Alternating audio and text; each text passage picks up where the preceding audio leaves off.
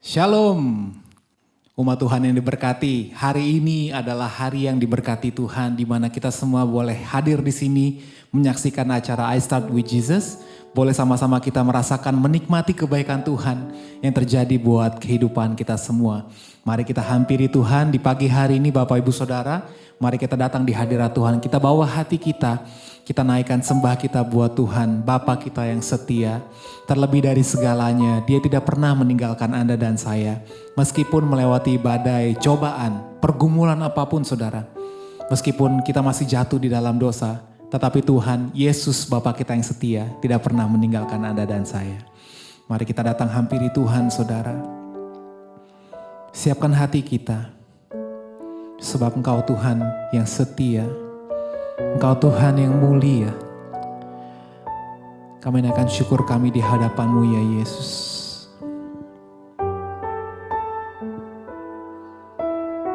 Terima kasih Tuhan.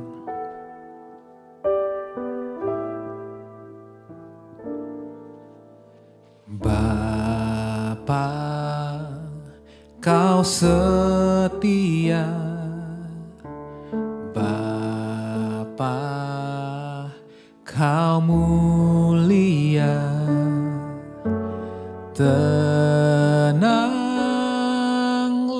jiwaku, aman bersamamu.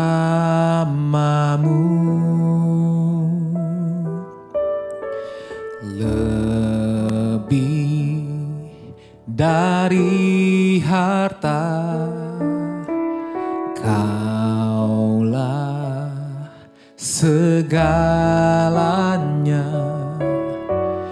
Tenanglah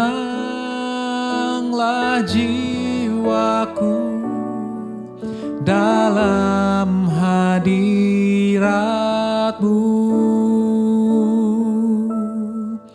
Kau tunjukkan kasih setiamu.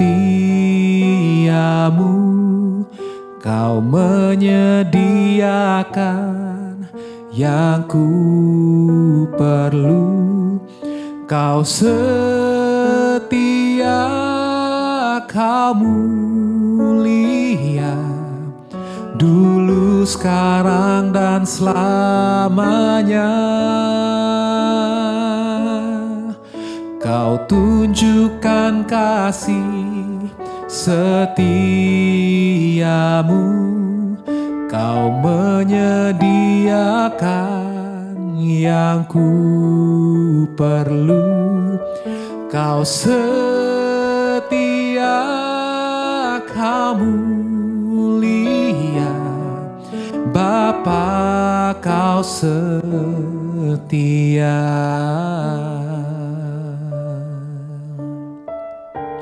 Kita panggil lagi Dia, Bapa. Bapa, Kau setia. Bapa, Kau mulia, tenanglah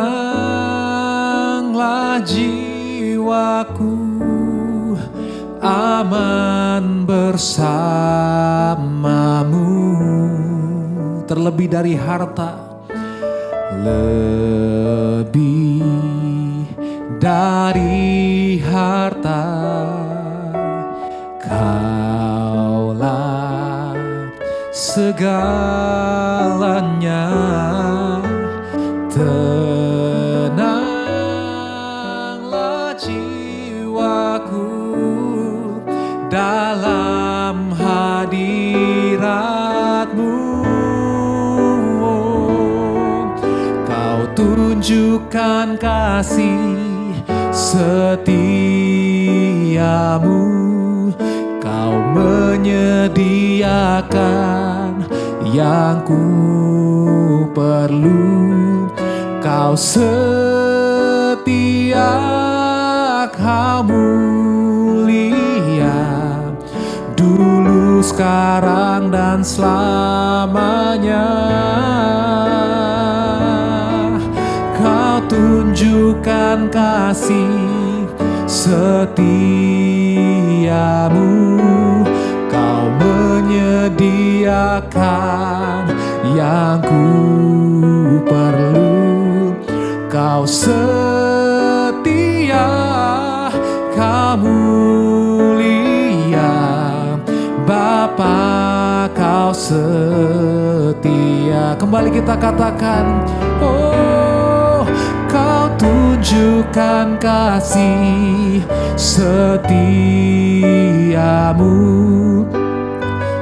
menyediakan yang ku perlu. Kau setia, Kau mulia, dulu, sekarang, dan selamanya.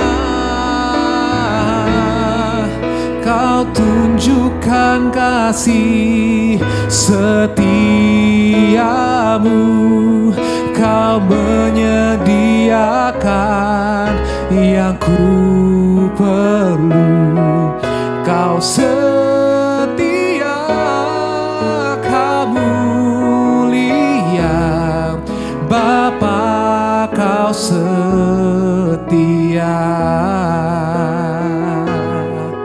Kau setia, Kau mulia. Katakan, Kau setia. Kau setia, Kau mulia. Kau setia, Kau mulia, Bapa, Kau setia.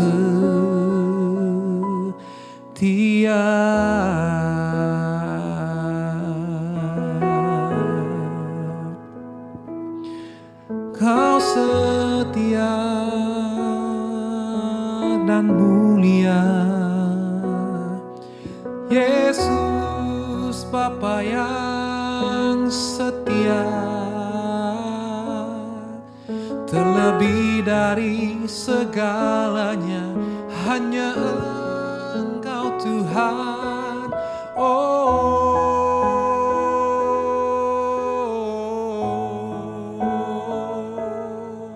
Yesus Tuhan ditinggikan. Haleluya.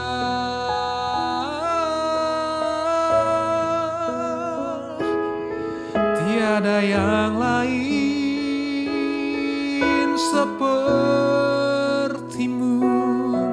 Kau ku sembah, Kau ku agungkan, Yesus, Yesus. Hanya Engkau yang kami tinggikan, Tuhan. Hanya Engkau yang kami agungkan sampai selama-lamanya, Tuhan. Kami rindu untuk menyembah-Mu. Kami rindu untuk meninggikan nama-Mu. Sebab hanya Engkau, Tuhan, yang layak untuk ditinggikan. Sebab hanya Engkau, Tuhan, yang layak untuk dimuliakan. Oleh sebab itu, Tuhan, kami mengangkat tangan kami. Kami agungkan Kau. Kau ku sembah.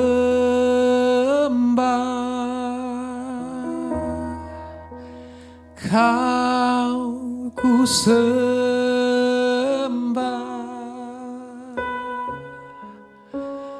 Kau ku sembah,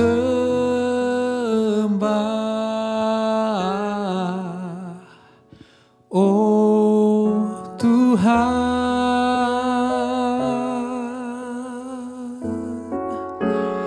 Kau ku sembah,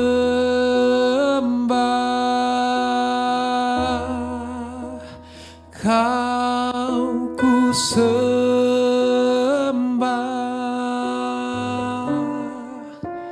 Oh, Kau ku sembah,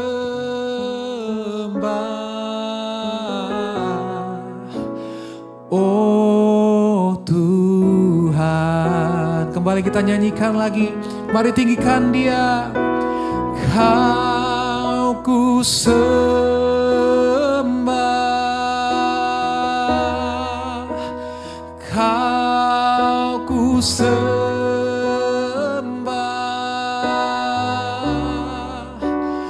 Kau ku sembah,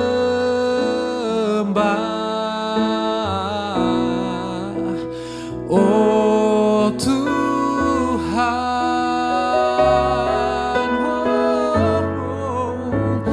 Kau ku sembah,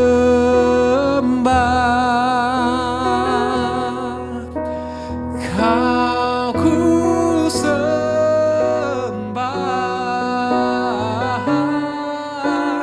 kau ku sembah,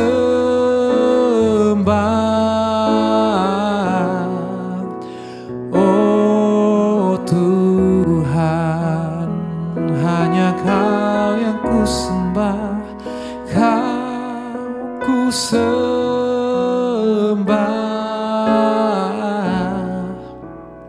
oh Tuhan.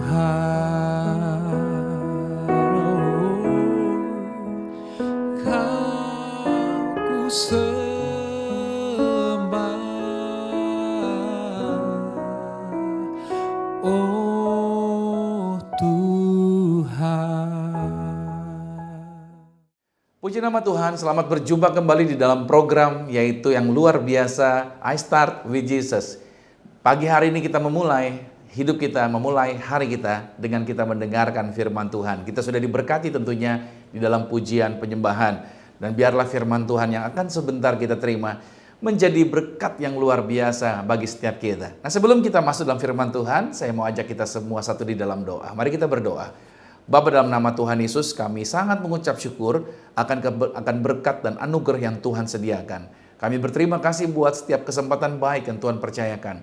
Dan di hari ini tentunya kami bisa memulai hari kami dulu dengan Tuhan. Kami mau dengar firman-Mu, berbicara bagi kami. Firman-Mu adalah kebenaran, satu-satunya kebenaran yang mampu memberikan kemerdekaan. Roh Kudus yang ambil alih dari awal sampai dengan selesai. Di dalam nama Yesus Kristus, haleluya. Amin. Bicara mengenai tahu yang benar ini penting. Artinya memang kita harus tahu sesuatu yang benar. Tapi tahu saja yang benar itu tidak cukup tanpa melakukan yang benar.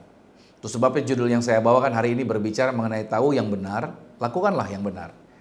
Nah, ini terambil di dalam Yakobus pada pasal 4 pada ayat yang ke-17.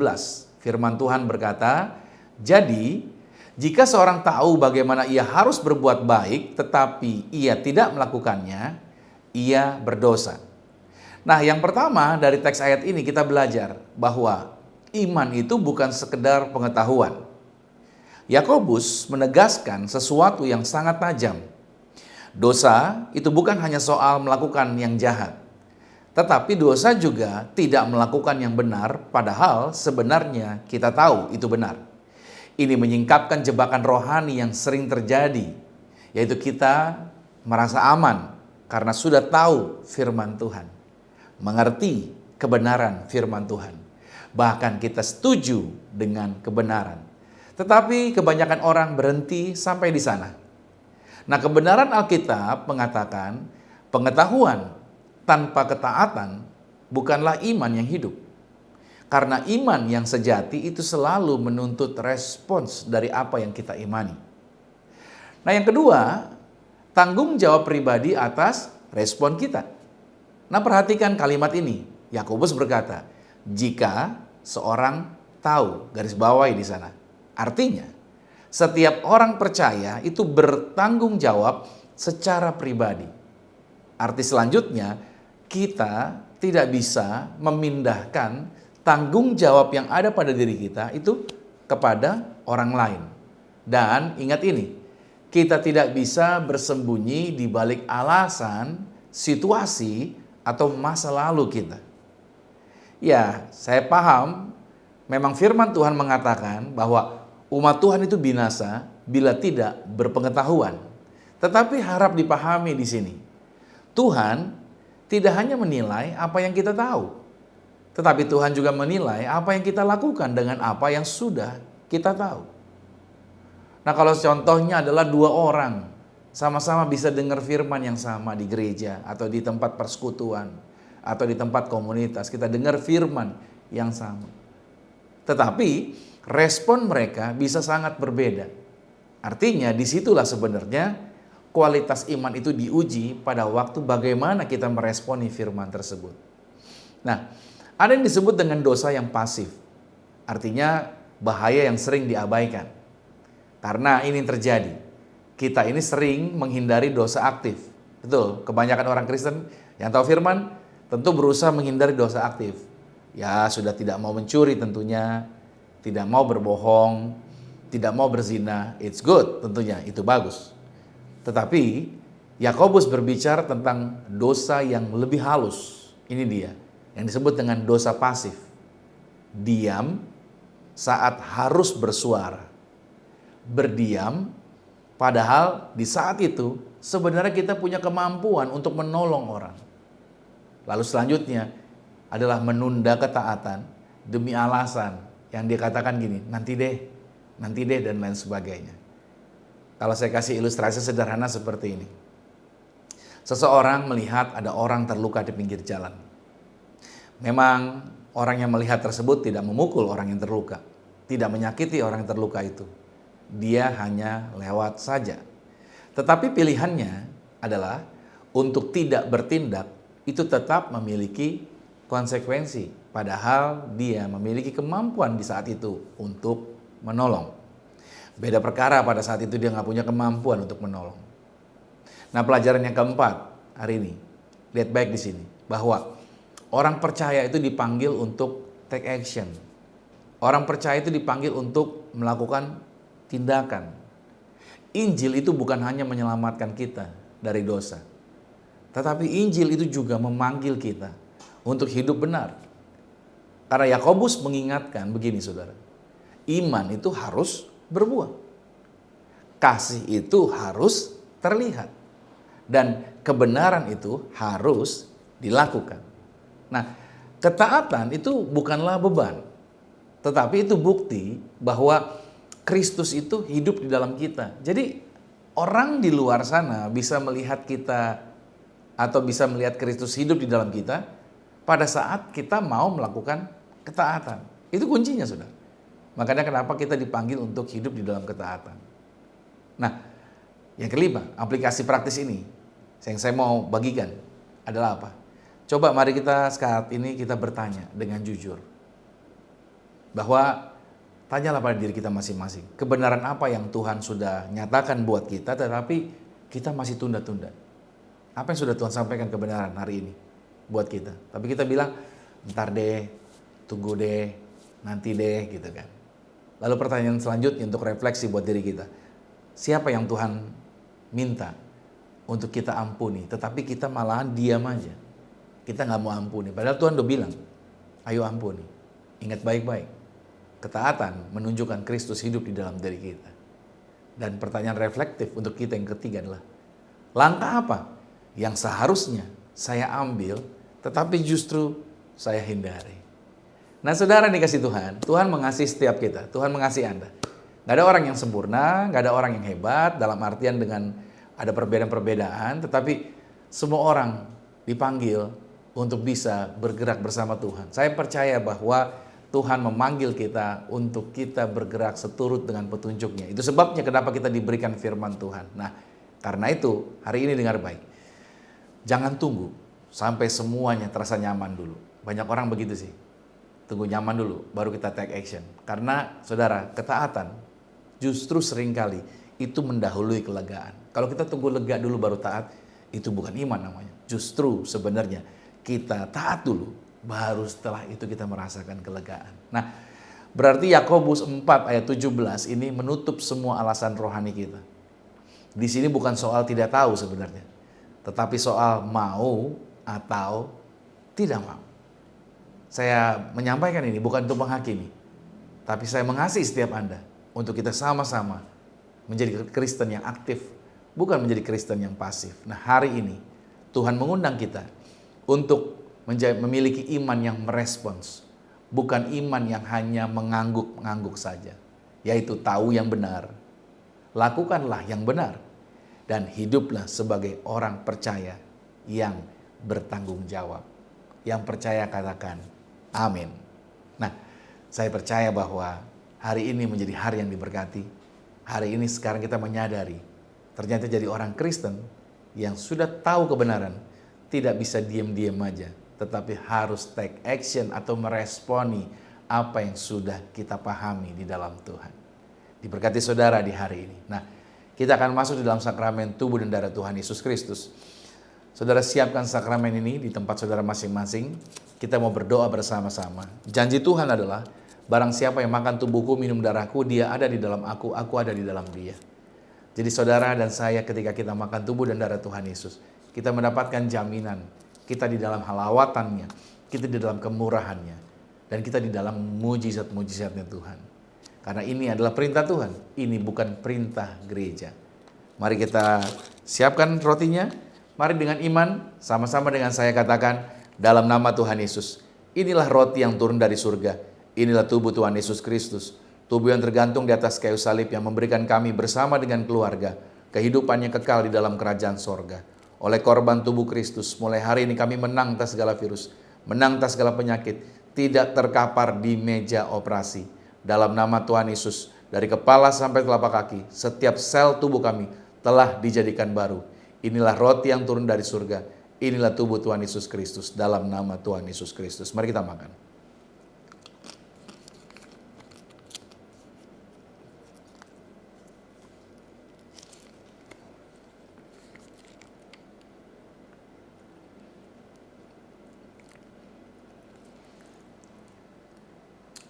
Mari bersama kita angkat anggur ini. Mari dengan iman sama-sama dengan saya katakan dalam nama Tuhan Yesus. Inilah darah Yesus Kristus. Darah yang tercurah, darah yang tertumpah di atas kayu salib sebagai perjanjian yang baru dan yang kekal.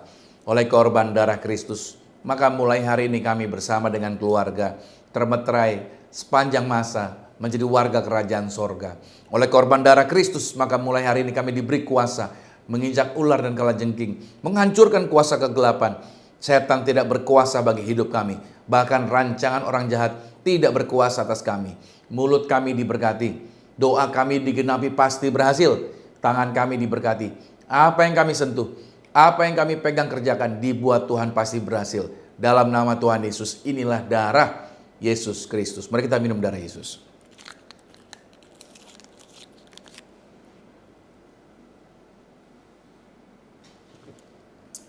Saudara masing-masing, Anda boleh mengucap syukur buat tubuh dan darahnya. Saya percaya kuasa Tuhan, pertolongan Tuhan, mujizat Tuhan terjadi bagi setiap anak-anak Tuhan. Karena kita percaya bahwa kita yang makan tubuh dan minum darah Yesus, kita di dalam Yesus, Yesus ada di dalam kita. Nah, di tangan kami, di tangan saya ada minyak ini saudara. Di tempat saudara juga saudara boleh siapkan minyak. Kenapa saya mengajarkan? Yaitu doa menggunakan sakramen minyak zaitun ini. Karena Tuhan yang memberikan perintah. Bahkan Yesus sendiri, dia adalah pribadi yang naik ke sorga dari Bukit Zaitun. Dan dia janji dia turun lagi di atas Bukit Zaitun. Pada saat bumi tenggelam, pada saat merpati dilepaskan, setelah 40 hari, selama 40 hari langit pecah, air tercurah, 150 hari air menguasai bumi. Ketika Nuh bahteranya mulai menurun airnya, Nuh mulai melepaskan burung merpati. Dan ketika burung merpati dilepaskan, dia kembali membawa setangkai daun zaitun segar. Nah ini menarik saudara. 150 hari semua tanaman mati. Tapi pohon zaitun itu hidup terus menerus, tidak mengalami kematian. Tuhan mengajarkan buat saudara dan saya. Anda yang diurapi dengan minyak. Anda penuh dengan kemuliaan Tuhan. Anda umur panjang. Anda dalam berkat, dalam pertolongan Tuhan, diberikan masa depan yang luar biasa. Mari sama-sama dengan saya katakan, dalam nama Tuhan Yesus, inilah minyak urapan. Setiap tetesnya punya kuasa mengusir setan. Setiap olesnya punya kuasa menyembuhkan sakit penyakit. Silakan pasukan malaikat hadir, jagai kami, proteksi kami. Dalam nama Tuhan Yesus, inilah minyak urapan. Nah, saudara di rumah, di tempat Anda masing-masing, Anda boleh teteskan di atas kepala saudara. Saudara juga bisa berdoa buat pasangan saudara, buat keturunan Anda, anak-anak saudara, atau anak-anak muda. Anda bisa berdoa buat diri Anda sendiri. Berkati juga lokasi tempat di mana Anda bekerja, di mana Anda tinggal, atau setiap bisnis project Anda tumpang tangan, kuasa Tuhan bekerja, mujizat Tuhan pasti bekerja. Karena Amsal 18 ayat 21 berkata, hidup dan mati dikuasai lidah, siapa yang suka mengembangkannya, maka dia akan memakan buahnya. Nah saudara, di layar monitor saudara, ada kata-kata yang memberkati. Karena setiap kata kalimat kita itu akan menjadi berkat, atau sebaliknya kata kalimat kita akan menjadi kutuk. Tergantung apa yang kita ucapkan. Tapi kata-kata ini akan menjadi kata-kata yang penuh kuasa untuk memberkati setiap kita. Mari sama-sama dengan saya katakan, saya diberkati, berkelimpahan, telah ditebus, telah diampuni, dibenarkan, diurapi, disempurnakan, diberi kuasa, hidup dalam kasih karunia, berharga, aman, sehat, penuh kemuliaan, fokus pada Yesus, disiplin, percaya diri, pandai cerdas. Saya diciptakan segambar dan serupa Yesus untuk menggenapi setiap panggilan dan tujuannya atas hidup saya di dalam nama Yesus. Amin. Puji nama Tuhan. Well, kita sudah sampai di penghujung acara kita. Saya percaya bahwa saudara diberkati di dalam sesi hari ini. Dan setiap aktivitas Anda di sepanjang hari ini juga di dalam berkat dan pertolongan Tuhan. Kita akan terima berkat Tuhan, arahkan hati, dan aminkan setiap berkat ini. Diberkatilah engkau di dalam usahamu, diberkatilah engkau di dalam pekerjaanmu, diberkatilah engkau di dalam setiap aktivitasmu, dan diberkatilah engkau di dalam setiap pelayananmu. Apapun yang kau pegang kerjakan di dalam kekudusan, ingatlah perkara ini. Tuhan Yesus Kristus pasti buat engkau berhasil. Diangkat Tuhan kau naik ke atas bukan turun, jadi kepala bukan ekor. Aku berdoa sepanjang minggu, bulan, bahkan tahun ini merupakan minggu, bulan, tahun yang penuh berkat. Siapapun tinggal dengan kau pasti diberkati. Terimalah anugerah Tuhan, terimalah kemuliaan Tuhan, dan terimalah mujizat dari Tuhan Yesus Kristus. Dalam nama Yesus yang percaya, sama-sama dengan saya katakan, amin. Puji nama Tuhan. Sampai berjumpa kembali di dalam program I Start with Jesus berikutnya. God bless you. Ku bangga Bapa punya Allah seperti